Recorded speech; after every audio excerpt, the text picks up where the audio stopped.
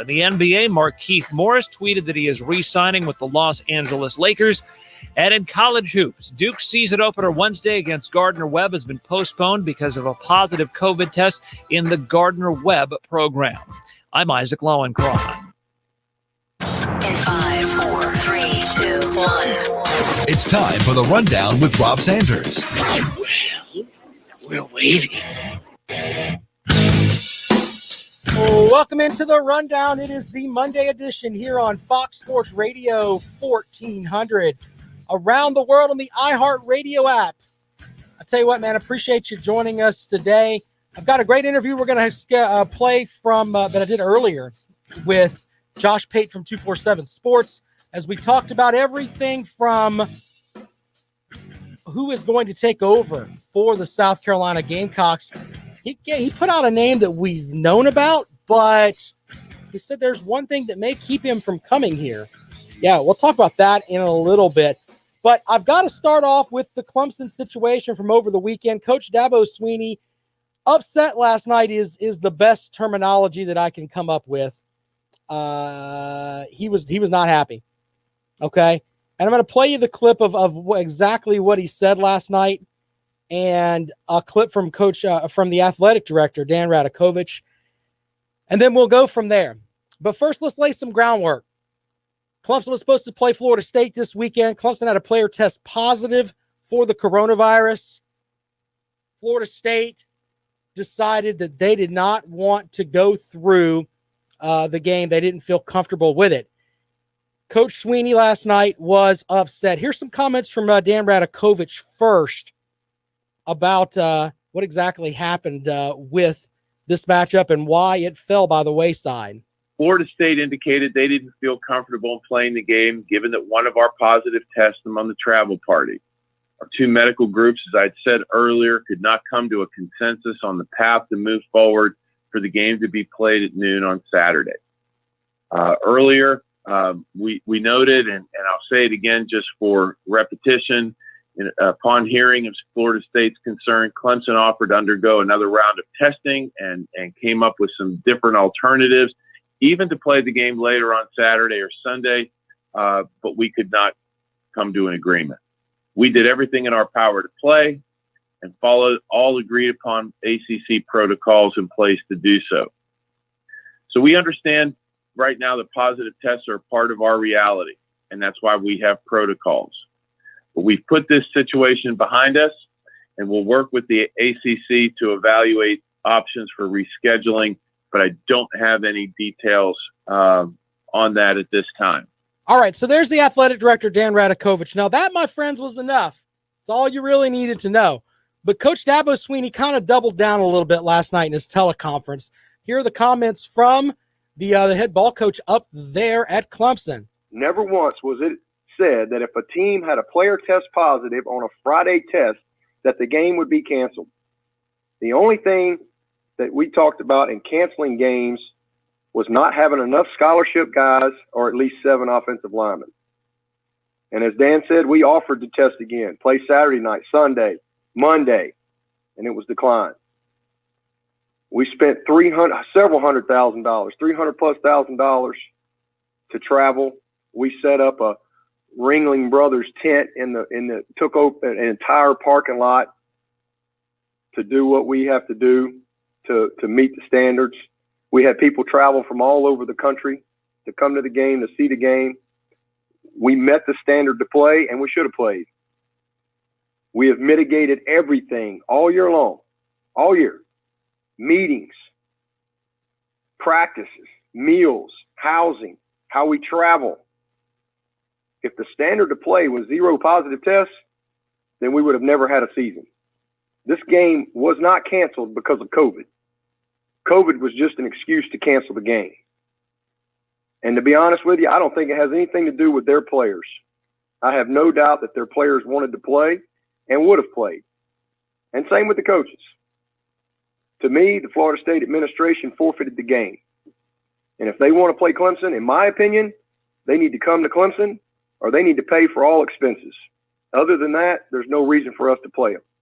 We were there, we were ready, and we met the standards. All right, so here's the big thing with all of that. Everything that Coach Dabo Sweeney said is correct. Yeah, they met the standards. It's all documented with himself and, of course, Dan Radakovich. They did the best that they could to try to keep the game going with Florida State. Now, I don't know what's going on in the Florida State athletic department. I have no clue. What I can tell you is that according to the athletics director and to Coach Sweeney, they did what they were supposed to do. So with that, I don't know what the deal is there. Here's my thing, though. Coach Sweeney is the head coach for Clemson. He is the face for Clemson. He is a statesman. He's supposed to be the statesman for the Clemson team. He didn't have to put out there what he said at the very end of it. The whole thing of if they want to play Clemson, they need to come to Clemson. If they want to, I don't see why we should play them again unless they do the expenses. Look, you can have that conversation, but you have that with your athletic director, and then you have it with the conference. That's the way that goes. You've already had your conversation with Florida State and Tallahassee, and they point blank told you to kick rocks. Okay? So I agree with what Coach Sweeney said, but the reality is that he comes off looking like, okay. And when you're the head statesman for a football team, you don't get to do that. It's all about the political end of it. And I know that sounds silly, and we can all agree that what he said was correct. I just think the audience was wrong. 803-978-1832, 803-978-1832. The best way to handle it is to go to your athletics director and tell him, and you guys come up with a plan together that behind closed doors you can put out there. The only thing that Coach Sweeney should have said last night, in my opinion, is we put that behind us after what happened in Tallahassee, and we're getting ready for Pitt. I will answer questions about Pitt, and that's it. Now, I understand that you can get into the mix and you can get upset about stuff, but one thing I can't appreciate, and by the way, the interview that I did with Josh Pate from 247 Sports, we're going to play that in just a moment, but the thing that I can respect about what Coach Sweeney did is that we always get the coach speak from everyone. At least he put out there how he felt. So maybe I'm a little bit off in saying I want coaches to be more honest with us. At least that's how he felt about it, and he didn't pull any punches. So you definitely have that too. But I just think with something as sensitive as the coronavirus and the fact that it's a big, nationwide thing that we're dealing with right now, the best way to handle this thing is to handle it behind closed doors with the suits at Florida State and the suits in the conference, and then go from there. Would love to take your calls on this at 803-978-1832. Did he go too far? It's just a thought. You have to kind of be above that, in my opinion. People that are in big spots like that, they got to be careful when they say stuff like that, even though I agree with everything that Dabo Sweeney said. And the silver lining with this is there's reports that before the Pitt game earlier this year, Pitt had a player test positive the day of, and Florida State played. What's the difference between Pitt and Florida State? Pitt and Clemson. Clemson's going to beat you by 35 in your building. That's the big difference, in my opinion. We'll take your calls at 803-978-1832. 803-978-1832 is the number to call if you'd like to join us here on the Rundown this afternoon. We're also going to talk about a couple of other things today, including the Luke Doty with South Carolina, how he came in and almost led the Gamecocks to a win over Mizzou. Kind of turned some heads a little bit with the way that he played. What's the future for Ryan Helinski? Will he transfer if this ends up being the Luke Doty show? We'll talk about that. That's going to be something that's going to be out there for a good bit in the offseason. What will happen during under center for the Gamecocks next year. But I did get to talk with Josh Pate from 247 Sports this morning. He is, of course, the host of The Late Kick with Josh Pate. Be sure to check that out. Of course, it's a great show that you can follow online, download the podcast. Just great stuff from 247 Sports. But this is an interview I did with Josh Pate where we talk about everything from South Carolina to the stuff with Clemson. So here you go. All right, Josh, man. Hey, thanks for taking some time out for us today, buddy. I really appreciate it. Absolutely. There's never been a better time to be in Columbia. I can tell you that. I'm steadily looking at message boards, looking at Twitter, and it's like you can't even go eat lunch without something happening over there. Yeah, you're right about that. So I want to talk with you today a little bit about the stuff with Coach Muschamp, but and of course Georgia this weekend. And I listened to your podcast on the way in this morning, and I tell you what, man, I was kind of shocked by the fact that Georgia didn't really get much done on the JT Daniels. Was almost kind of a godsend for Kirby Smart over the weekend. No, it wasn't kind of, man. I mean, they have no prayer of winning that game. Let's just put it like it is. They have no prayer of beating Mississippi State in the year of our Lord 2020 without JT Daniels. And I remember watching the game real time and thinking to myself, midway through the third quarter, Kirby Smart's got to feel totally lost because everything that is the identity of his program is totally MIA on that Saturday night. And the one thing that isn't within the DNA of his program, which is a quarterback throwing the ball all over the place, that's what's bailing him out. They had, and let me say it slow because I myself still can't believe this, 23 carries for 8 yards rushing. It almost sounds like the metric system. I have no clue how to square that. Mississippi State had 11 tackles for loss. So here's where I think they were coming in. They had announced he was going to start. Like everyone knew that, so that wasn't a shock. He being JT Daniels. But they also thought they'd just be able to bully Mississippi State around and they'd be able to get away with a 2-to-1 run-to-pass ratio like they normally do. And so JT go out there, he'd have a nice, 14 for 20 night where high completion type throws and, he'd get his feet wet, but it's still Georgia football. And it was none of that. And you end up in the fourth quarter with him needing to lead drives to take the lead and eventually win the game. And man, there was a drive in that fourth quarter. Anyone who watched the game saw it where he probably made 3 or 4 throws that no one else on their roster could make. No quarterback that he's had there so far could make and certainly haven't made this year. And afterwards, as much as I've kind of remained on the fence or kind of neutral about questioning personnel decisions and play calling and whatnot, because I am not privy, nor or is anyone else, to the inner workings of that program. When you see that and then you juxtapose it to what they have put on the field this year, you got to do some real hardcore gymnastics to bend yourself into believing he just now became capable of that. Well, and that was going to be my next question for you is why wasn't this done earlier? I mean, there's a section of the Georgia fan base that I'm sure that follow me, that follow you, and hit you up in your Twitter too. I mean, can you imagine the progression he would have had if this would have been a little bit earlier in the season that he got to play?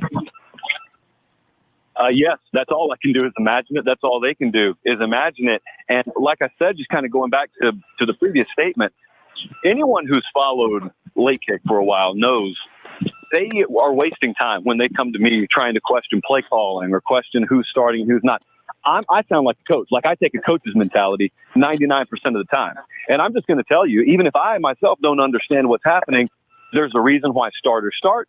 There's a reason why second stringers are second string, so on and so forth. There's a reason why guys who spend over 100 hours a week game planning for that specific game and that specific opponent, and they work year-round on their roster, there's a reason they're handling things the way that they are, and they've got decades in the business of football that make their acumen superior. So I grant everyone that.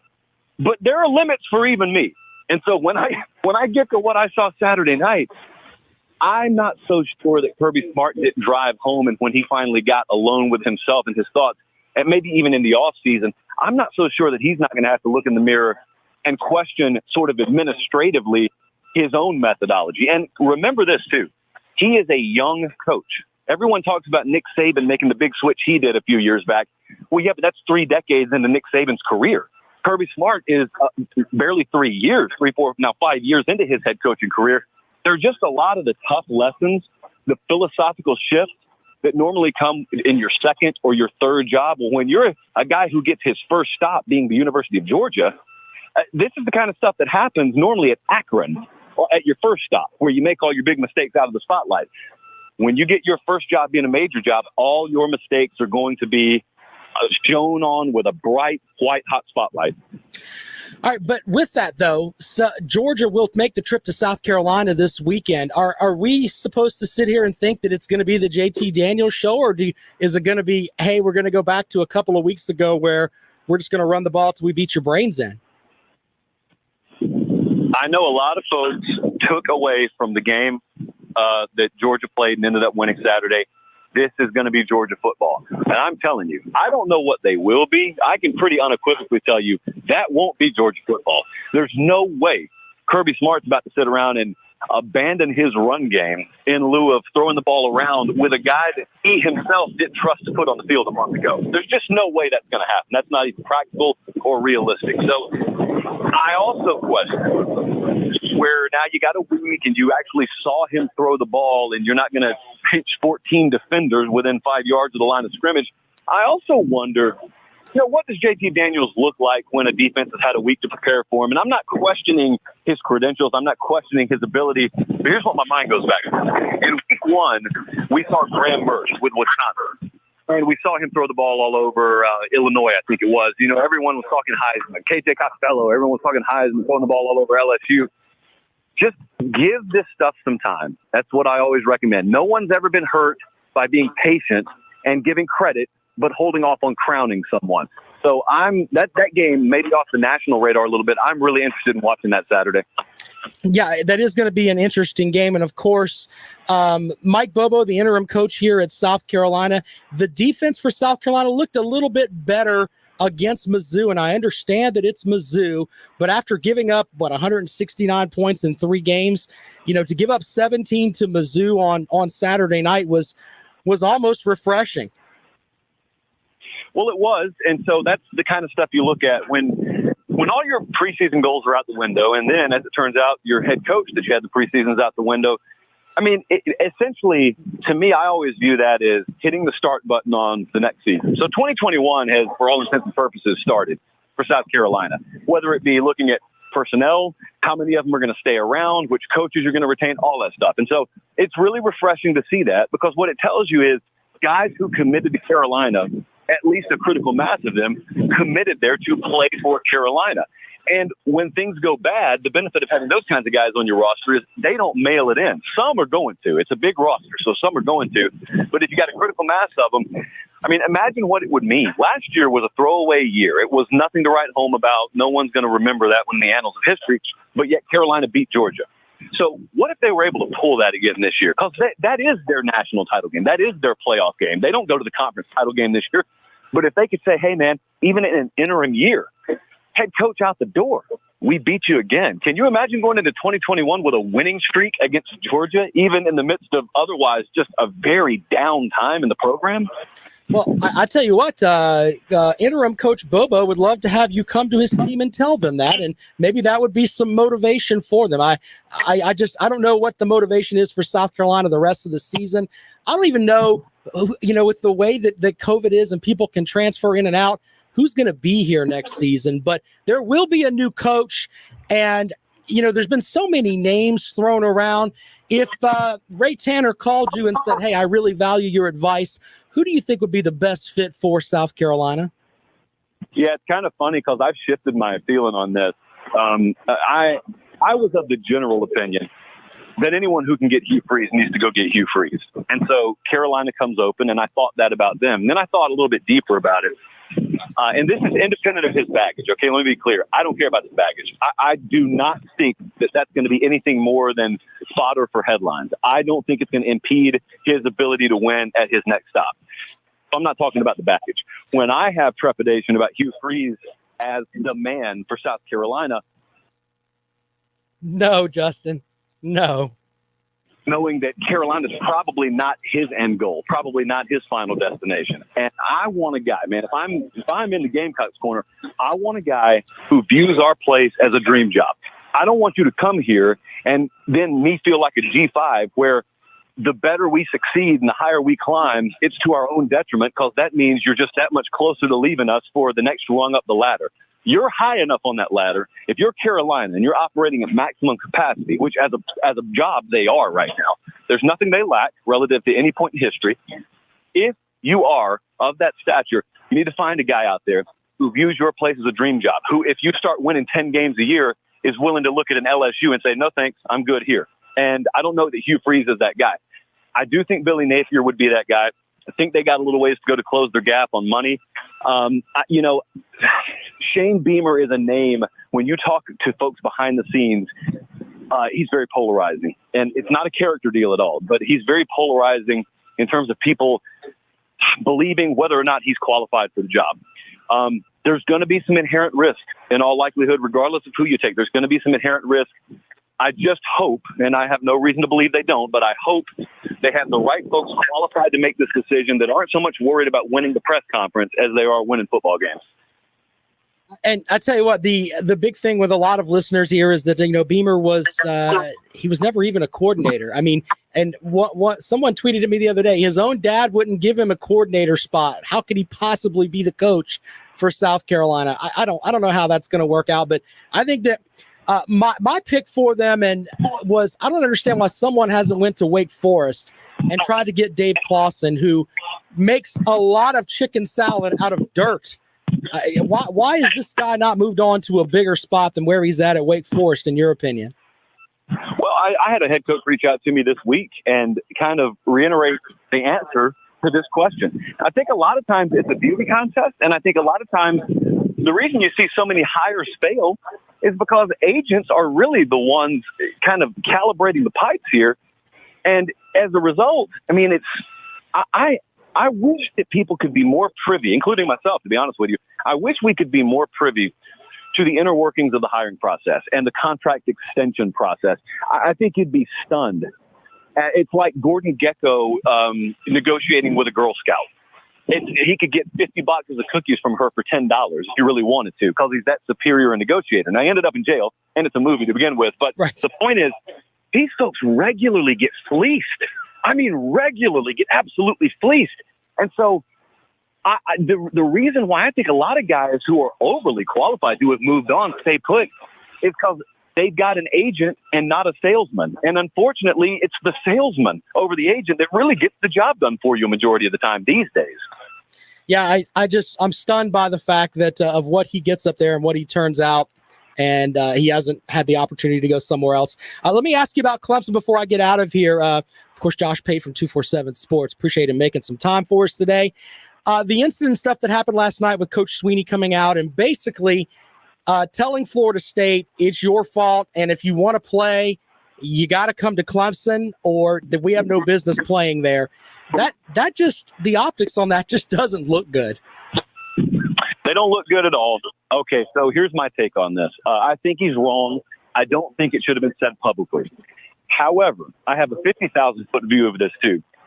I am one of these folks who always says, I hate coach speak. I can't stand canned, cliched responses. I wish coaches would be more open and raw and brutally honest and authentic.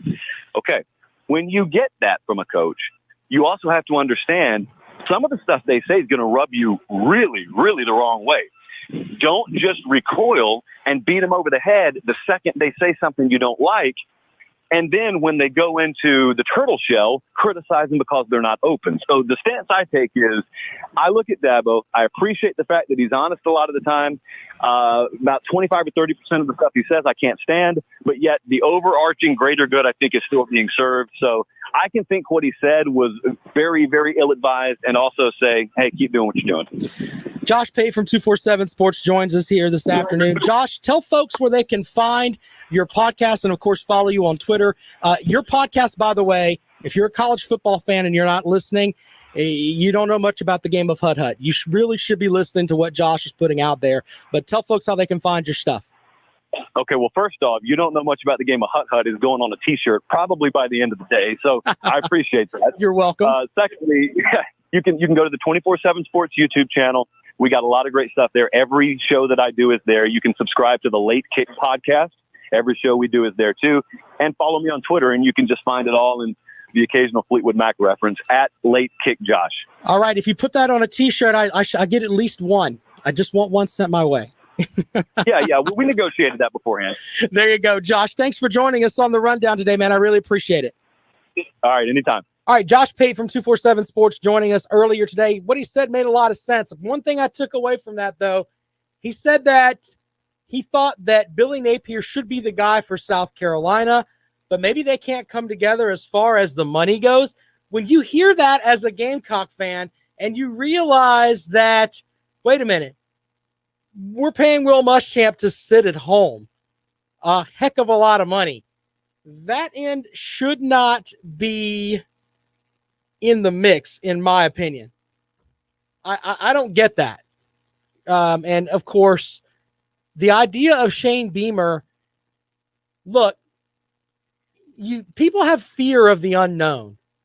Okay. And I know the first thing that a lot of people think when they think Shane Beamer is, well, Dabo Sweeney wasn't a coordinator.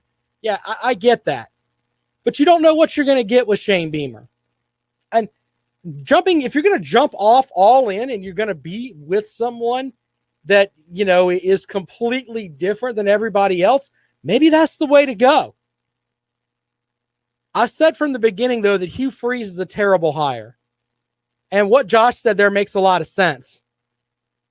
The big thing, of course, with Hugh Freeze is that even if he doesn't get in trouble, which I have serious issues thinking, all right, he's not going to get in trouble. But let's just say that he doesn't get in trouble. He's going to take 2 or 3 years and then jump to somewhere else. Now, I know a lot of people don't want to hear this, but Will Muschamp did some good things at South Carolina. One of them is they're one of the few teams in the top 25 as far as their roster goes on the 247 Sports composite that are not ranked in the top 25. So there's talent there. Okay? If you look just on the offensive side of the ball, Harris should come back. Doty's going to be coming back. Ryan Helinski, I don't know if he's going to transfer or not. We'll talk about that later on. But you've got some offensive players. Of course, the young man that injured his knee at the beginning of the season should be in the mix. So you got some players there. On the defensive side of the ball, there's, of course, Jordan Birch, who's a freshman who should be coming back next season, hopefully. I'm saying all of this in a vacuum that all of these guys are going to stay with South Carolina and not transfer. Okay? So there are some pieces there. And I think that if someone comes in and can rally the troops correctly, I'm not saying they're going to the SEC East, win the SEC East next season, but would anybody be shocked if they won 7, 8 games next year? I wouldn't. Wouldn't be shocked at all.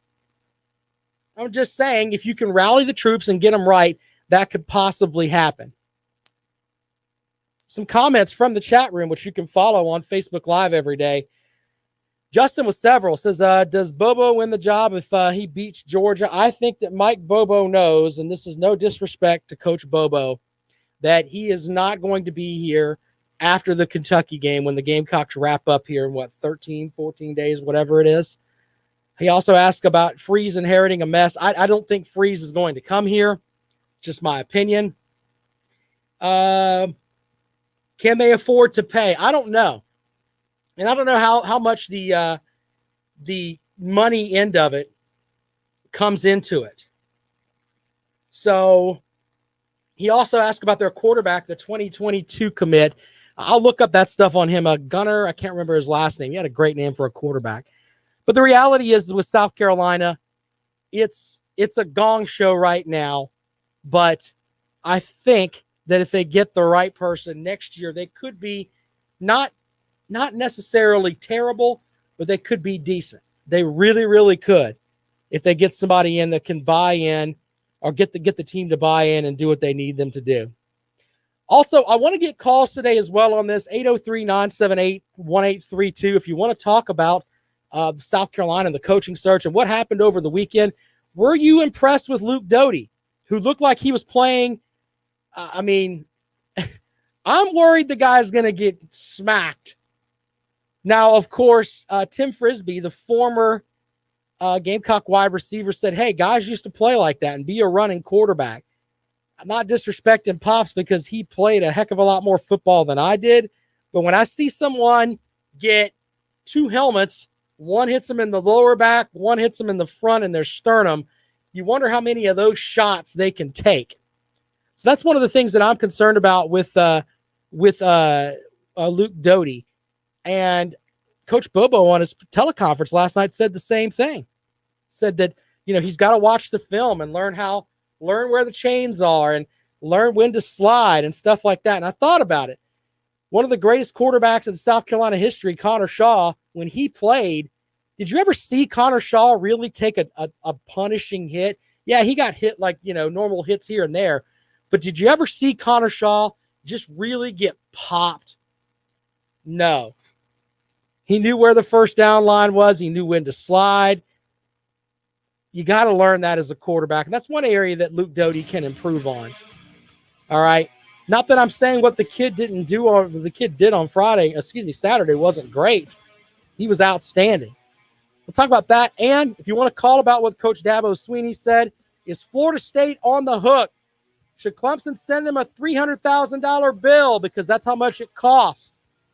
Yeah, we'll take your calls, 803-978-1832, 803-978-1832. This is The Rundown. You're listening to Fox Sports Radio 1400. Since 2004, men choose Andro 400 for one. Hey, I appreciate you guys watching the show today, man. You guys can check it out every day if you want. I'm on Monday and Tuesday this week, off for Thanksgiving after that. But if you guys would, let me see if I can. Hold on, let me turn this. I was. Want to make sure that you guys can hear me over there. Yeah, there we go. Anyway, if you guys could follow along with us, man, trying to build the show a little bit. Have something different to listen to in Columbia instead of the old canned stuff that they've got all over the place. So appreciate you guys checking us out. If you've got like the page, share it, that kind of thing, I would appreciate it. Good comments there from Justin. Justin's all over the place, but I appreciate it. Jimmy's right about Birch and Wanham. Yeah. I don't know about the secondary. I think the secondary is going to be, but you know what? The secondary on Saturday, they looked like they played a lot better than they had been, man. It was kind of a wow kind of moment for me.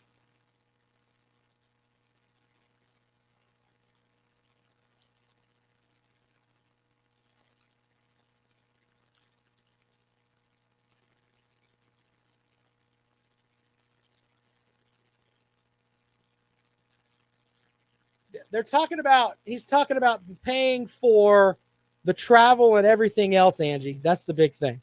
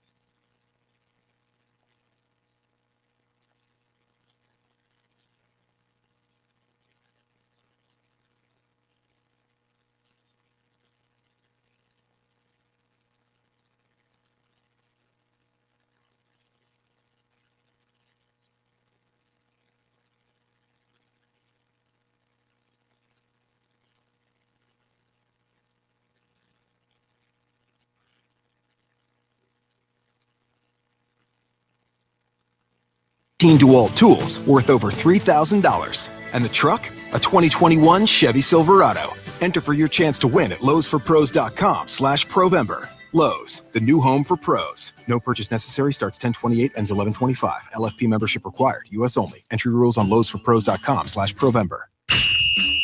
This is Doug Gottlieb. Here's what's trending from the iHeart Sports Network. Presented by All American Heating and Air. Duke will have to wait a few extra days to start the men's hoop season. A positive COVID test at Gardner-Webb is forcing the schools to postpone Wednesday night's game.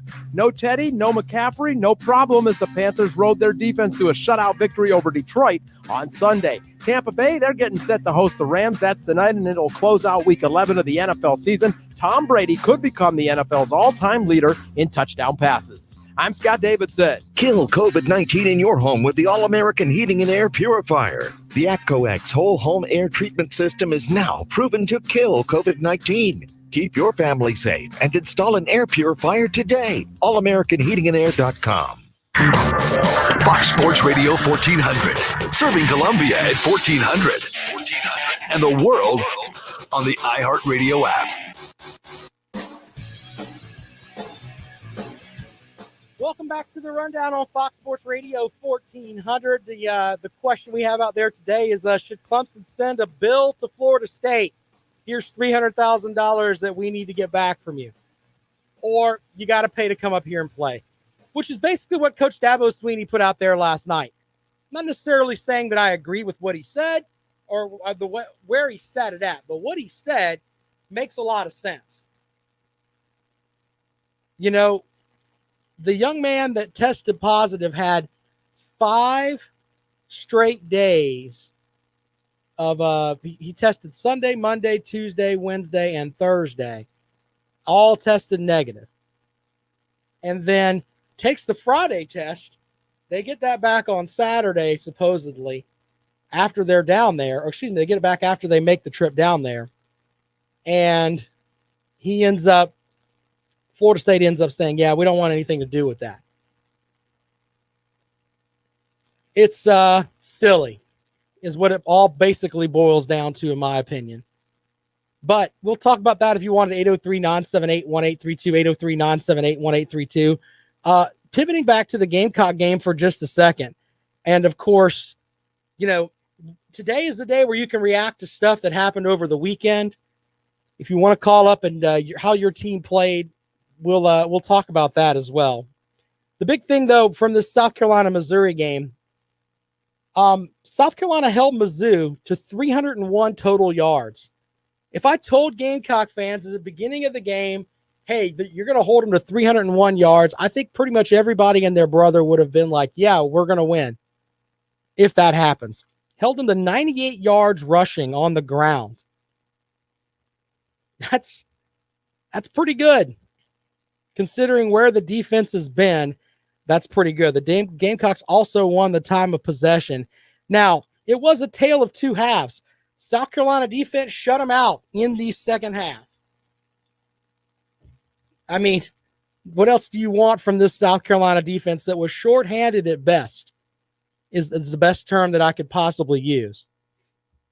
In addition to that, in the second half, Luke Doty came alive. I know he did throw the interception to end the game, and it's a big deal. Okay?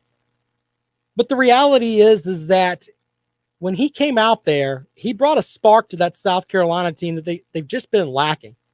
And I don't know if they're on the Colin Hill train anymore beforehand. You know, sometimes a quarterback can walk into a huddle and automatically everyone in that huddle knows that's my guy. I think they've kind of, all right, we're going to run the plays that Coach Bobo sends into us, but we wouldn't follow you into a fire.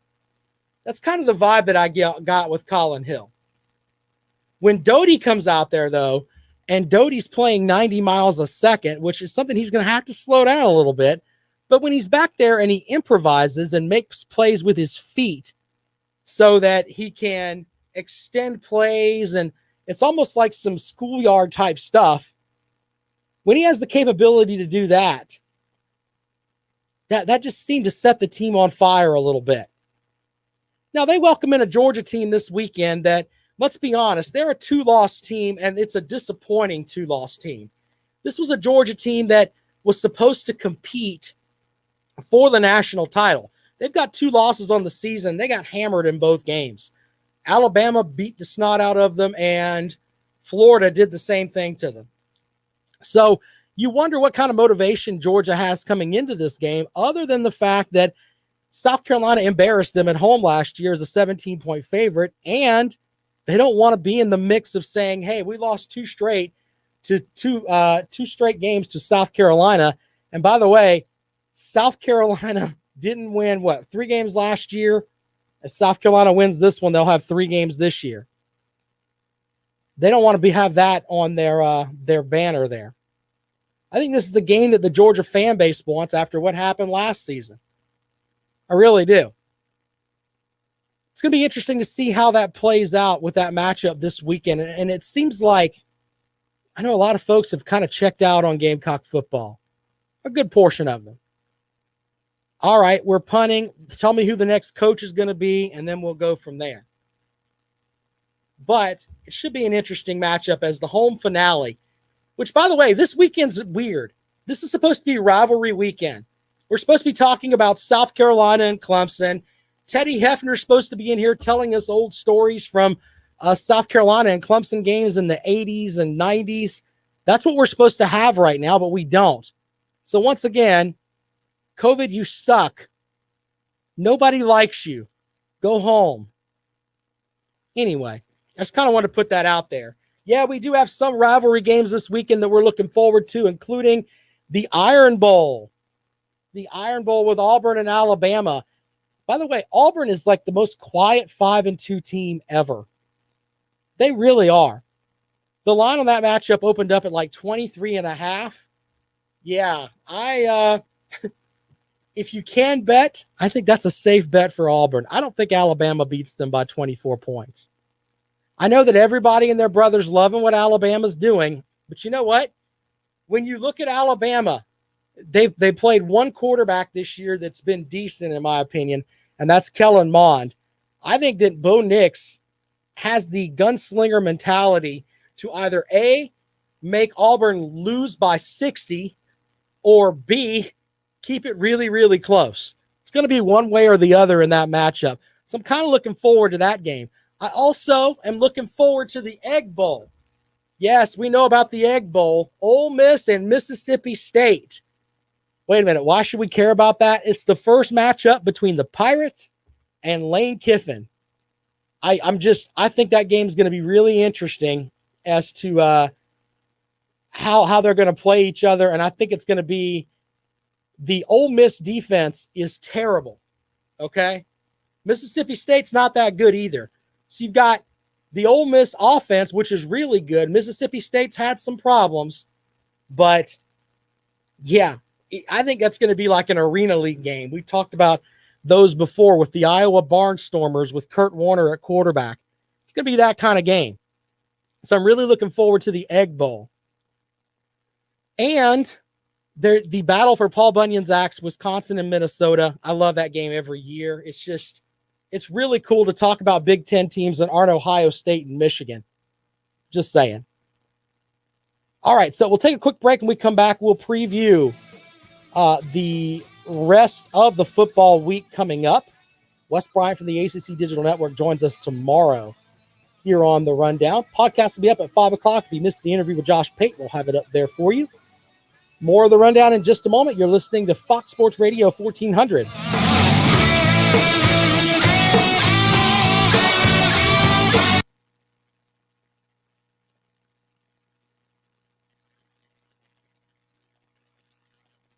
What are the other rivalry games you guys like? I mean, I like those three. That's probably my favorite since we can't have South Carolina and Clemson this weekend.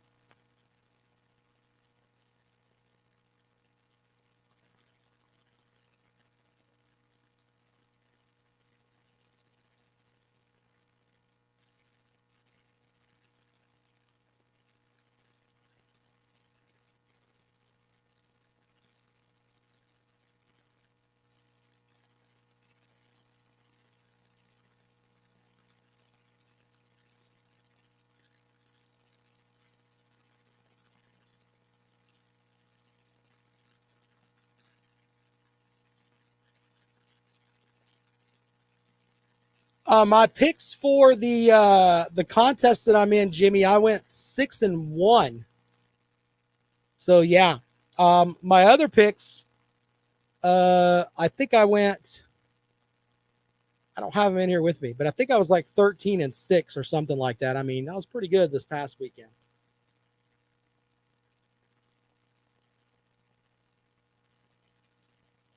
You guys ready for Thanksgiving, man? Thanksgiving's like my favorite holiday. It's like I'm typical chunky guy. I admit that, but Thanksgiving's like my favorite holiday. I guess it's because we all get together as a family and try to make that happen.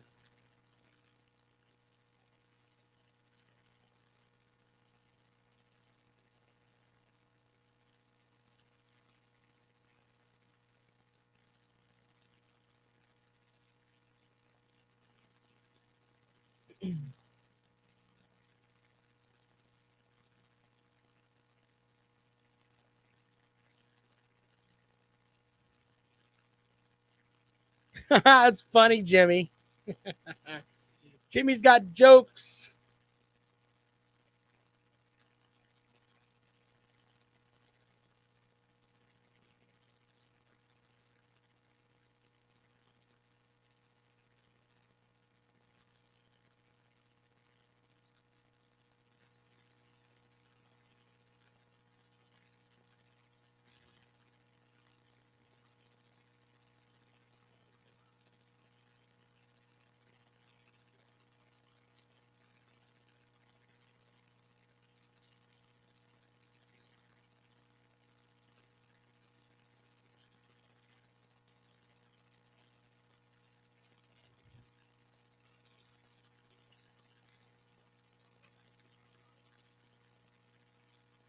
On the iHeartRadio app or wherever you get your podcasts. Fox Sports Radio 1400.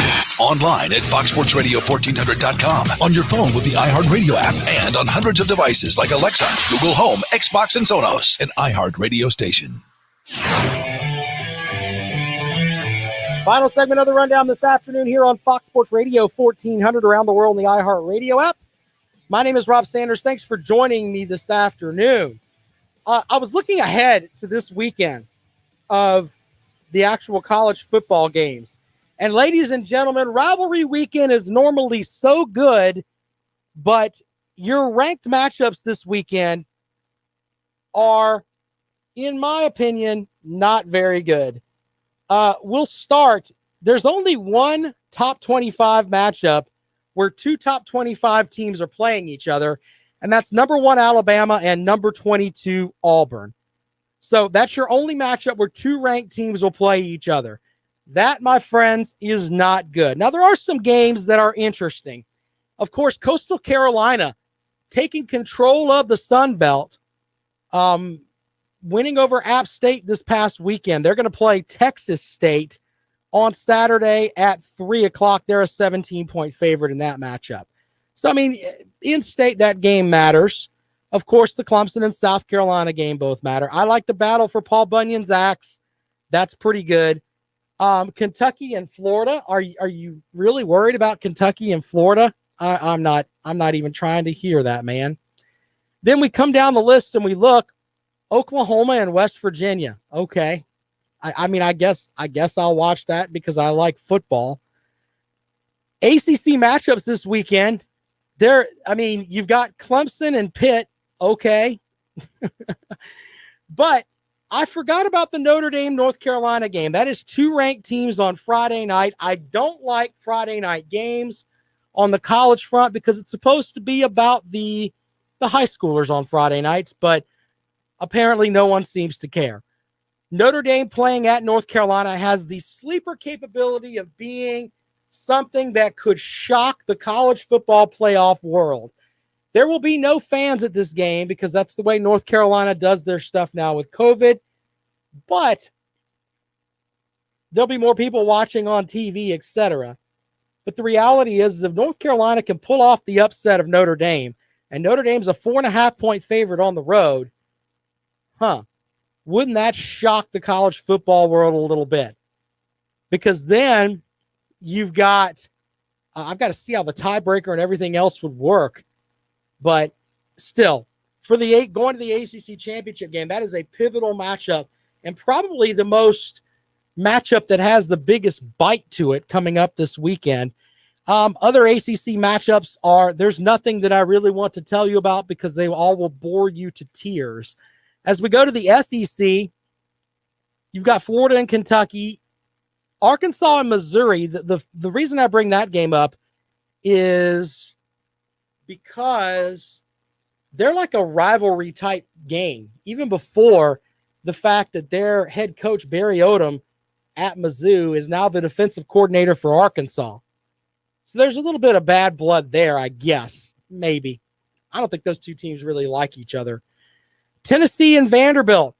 Derek Mason I don't think they're going to fire him anyway, but wouldn't it be great if 0-7 Vanderbilt beat a 2-5 Tennessee team that's just struggling all the way around? I mean, just struggling their butt off. Wouldn't it be interesting if in that matchup, Vandy gets their first win of the season? Tennessee's a 12-point favorite in that game. LSU and Texas A&M. LSU kind of righted the ship, I guess, this past weekend. But they're a 14-point underdog on the road at Texas A&M, which I think is the most fraudulent team in college football, by the way. I don't think they're as good as the number 5 ranking. First CFP rankings will be released, Tuesday night? We'll see how that shakes out for everybody. But Texas A&M I don't think they belong up that high. But then again, they get the old SEC, we play in the SEC, blah, blah, blah type thing. If you look at their schedule, though, it's not really good. It's not really good. So with that, though, as we look at the rest of the games, Ole Miss and Mississippi State, that's probably your best matchup other than Auburn and Alabama. But not the best slate of football games this coming weekend that you can really sit down and look at and be like, you know what? I want to watch some of these games. Just saying. It's kind of a interesting setup there. All right, so tomorrow on the rundown, we'll have from the ACC Digital Network, our buddy Wes Bryant. We'll see what he is going to, what he thinks about that North Carolina and Notre Dame matchup. Jimmy brings up a good point here. Jake Bentley was 16 for 28, 178 yards, a touchdown, and 2 INTs for Utah. Yeah, we were watching that game on the fifth quarter postgame show the other night as we were breaking down the South Carolina-Missouri matchup. My big thing with that game was it was nice to see Bentley getting a shot, and he looked really good. You appreciate it. It's like you didn't really, after you watched him so long in South Carolina, I think there was a section of people that they just didn't really appreciate what Jake Bentley was doing and how great he ended up, how great of a player he is. Man, he throws such a pretty spiral. You kind of forget all that. So that was kind of fun to see how that worked out. By the way, this just in, one NFL Thanksgiving Day game could be in jeopardy. Monday, the Baltimore Ravens, that's today, obviously, announced they'd closed their team facility due to multiple COVID-19 tests. They're slated to play the Steelers in the night game on Thanksgiving. That's like the NFL used to do just 2 games, but that third game was awesome because by that time, everybody is they're chilling out, or at least I am. And I've got the TV on, and I'm watching this game, and, we normally eat turkey and all that stuff earlier in the day, but it's like, 8:45 at night. Why not have a turkey sandwich? The first of several turkey sandwiches that you can have throughout the Thanksgiving weekend. Turkey sandwiches are awesome. Anyway, they may have to deal with the COVID-19 portion of that. Will Vandervoort from the Clemson Insider earlier, I think it was yesterday, talked about how maybe Clemson's game with Pitt's had to deal with, and this is the funny thing here. They, according to their coach, they started getting COVID-19 positive tests when they went to Florida State. I'm not making this up. That's what Will Vandervoort wrote from the Clemson Insider. And so are they going to have enough players? They were down like 16 guys at one point. Are they going to have enough to get through? You want to talk about an irritated fan base. If Clemson doesn't get to play on Saturday, after not playing last Saturday, wow. What an irritated fan base that Clemson will be. Clemson is a 27-point favorite, I believe it is, over Pitt as they play at 3:30 on Saturday. The Gamecocks are, what is it? I can't remember the exact line on that. I've got it right here somewhere. The Gamecocks are they're pretty good underdog to I think it's 19.5 to Georgia, who comes in after what was an interesting win over the Mississippi State Bulldogs. So with that, let me make sure I give you the exact line on that. Yeah, nope, it's up to 21.5 for South Carolina. Interesting. We'll be back at it tomorrow with Wes Bryant from the ACC Digital Network. Walton Swan for Clubs and Sports Talk is next. My name is Rob Sanders. Thanks for checking out the Rundown. We'll see you tomorrow.